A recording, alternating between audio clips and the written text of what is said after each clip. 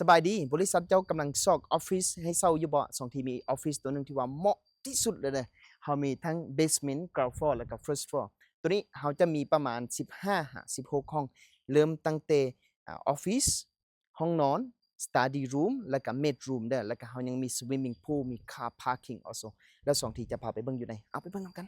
ตอนนี้เราเข้ามาอยู่ในห้องแล้วนะอันนี้เป็น ground floor อันนี้เป็น meeting room หรือว่า living room แล้วตัวนี้เป็น1ห้องนอนลงไปเบสเมนต์แล้วก็ชั้นหนึ่งทางออกอยู่ทางหน้านี้เรามีmeeting room หรือว่าออฟฟิศแล้วห้องน้ำ open kitchen close kitchen อยู่ทางหลังเรามีสระว่ายน้ำพร้อมตอนนี้เราอยู่ชั้นที่1อันนี้เป็น1ห้องนอนแล้วตัวนี้เป็น study room แล้วก็ออฟฟิศและ meeting room แล้วตัวนี้เป็น1ห้องนอนคือกันอันนี้เป็น master bedroom the biggest one ตัวนี้เป็นห้องน้ำแล้วตัวนี้เป็น bedroom มีทางเข้าทางนั้นทางออกทางนี้ไปออฟฟิศได้คือกันมันเป็นแบบนี้อยู่นี่ตอนนี้เราอยู่เบสเมนต์หรือว่าอยู่อันซันตดีตัวนี้เป็นออฟฟิศตัวใหญ่